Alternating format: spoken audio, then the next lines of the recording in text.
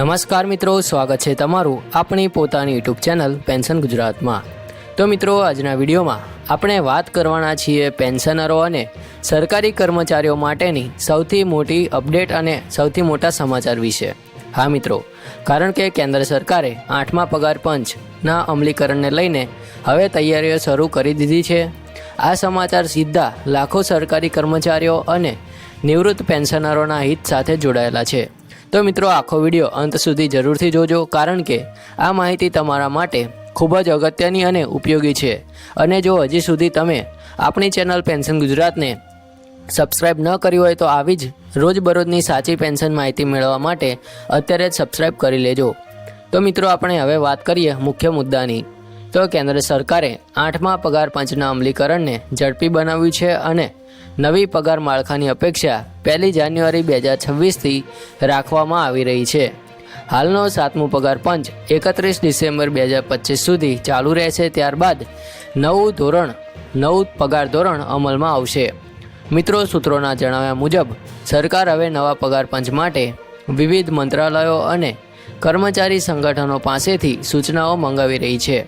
આ પ્રક્રિયા એટલે કે આખું પગાર માળખું અને ફિટમેન્ટ ફેક્ટર નક્કી કરવાની કામગીરી હવે ઝડપથી આગળ વધી રહી છે। હવે મિત્રો, આપણે સૌથી મહત્ત્વના મુદ્દા વિશે વાત કરીએ તો એ છે ફિટમેન્ટ ફેક્ટર। તો મિત્રો, સૂત્રોના જણાવ્યા પ્રમાણે સરકાર 8મા પગાર પંચમાં 2.86ના ફિટમેન્ટ ફેક્ટર પર વિચાર કરી રહી છે। આ ફિટમેન્ટ ફેક્ટર વધવાથી સીધી અસર કર્મચારીઓના મૂળ પગાર એટલે કે બેઝિક પે પર પડશે।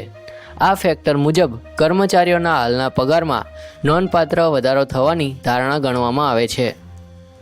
હવે મિત્રો, વાત કરીએ ગ્રેડ પે મુજબના પગાર વધારાની। તો હાલના આંકડા પ્રમાણે ગ્રેડ પે 2000 ધરાવતા કર્મચારીઓનો વર્તમાન પગાર આશરે 45,600 છે, જે વધીને આશરે ₹62,989 થઈ શકે છે।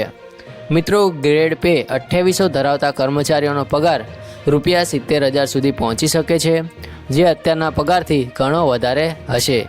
અને મિત્રો, ગ્રેડ પે 4200 એટલે કે 4,200 ધરાવતા કર્મચારીઓના પગારમાં ₹80,000 સુધીનો વધારો થવાની ધારણા છે। આ વધારો સીધો ફિટમેન્ટ ફેક્ટર સાથે જોડાયેલો છે, એટલે કે જો ફિટમેન્ટ ફેક્ટર વધશે તો વધારો પણ વધુ થશે। હવે મિત્રો, પેન્શનરો માટેની સૌથી અગત્યની માહિતી। તો મિત્રો, જેમ નવા પગાર પંચથી સરકારી કર્મચારીઓને ફાયદો થશે, તેવી જ રીતે નિવૃત્ત પેન્શનરોને પણ સીધો લાભ મળવાનો છે।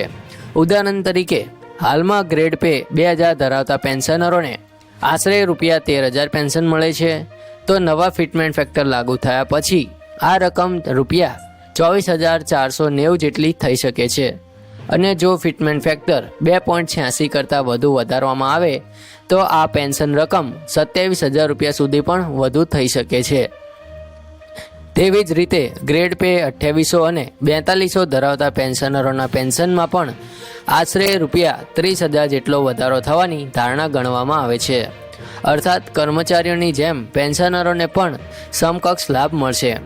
મિત્રો, હવે આપણે વાત કરીએ બાકી રકમ એટલે કે ડીએ એરિયર્સ અંગે। તો સરકારની યોજના મુજબ 1 જાન્યુઆરી 2026થી 8મો પગાર પંચ લાગુ થયા બાદ તે તારીખથી જ બાકી રકમની ગણતરી શરૂ કરવામાં આવશે।